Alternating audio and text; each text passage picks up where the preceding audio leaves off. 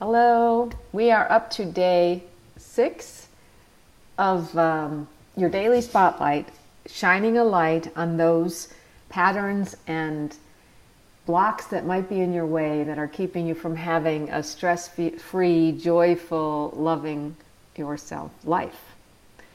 So what I'd like to do today is tie together all of the other spotlights if you haven't been watching them. The first one was about gentleness, and then there was the idea of loving your food and being grateful for it and loving the yumminess as you're eating it.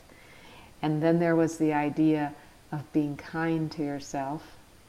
And then there was the idea of things being simpler and taking time to be authentic and be with your true self. So tying that all together, how does this relate to weight loss? How does it relate to a better life? How does it relate to the work that I do, and why should you care? So if you do have any issues with your weight or with body image and with yourself in any way where you berate yourself on a daily basis, let me read you this from my book, Enlightened Weight Loss. Do not underestimate how healing this work is for your body and how much positive impact it will have for you in your weight loss goals. Turning your inner self and body hatred around directly relates to improving your health profoundly from the inside out. A research study published January 26, 2017 in the Obesity Journal found that fat and self-shaming, and not obesity itself, is what directly increases a person's risk for metabolic syndrome and its subsequent health issues. Researchers in the study found participants who internalized stress from weight-related stigma were over 40% more likely to have metabolic syndrome than participants who did not internalize that stigma. This finding to me is significant. So the conclusion of the study is that if the stress of being overweight can be reduced, the disease burden on the body will also be reduced. So this is why, for me, as I took the work that I do to help people uncover the blocks that have made them believe whoever they're being is wrong. You are not wrong. You've just learned that there are certain things you should be and certain things keep you safe, and now it's about exploring if that's still true for you. So this is why the enlightened process and any other work you might do to be present and grateful for your body and for your food as you are eating it is so very important and powerful. It's important and powerful for your inner peace, your ability to enjoy yourself in your life, and it's a factor in helping your body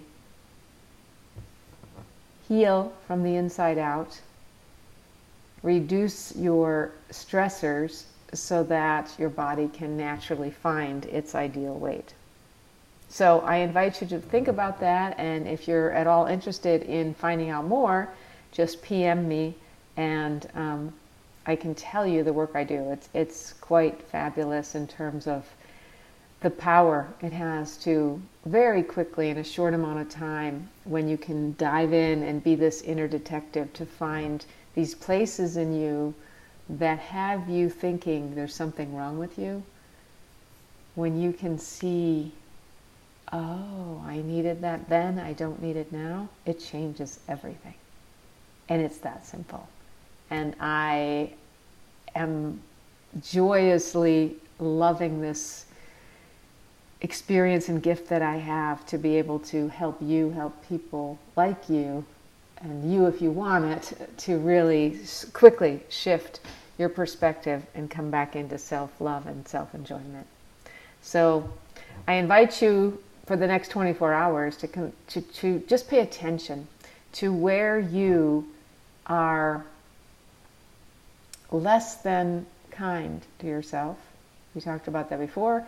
And what is it you're saying to yourself? And if you were to write that down, do you think that's helpful, or do you think that might cause your body to have a little more stress, which changes your metabolism, which puts on more weight, which causes you to want more food and sugary things. So I invite you to simply watch and take a breath when you notice the thought. Say, thank you. I know for some reason you were here keeping me safe. I'm not sure why. And I don't need you right now. I'm going to just breathe. So give that a try, and we'll talk tomorrow. Bye.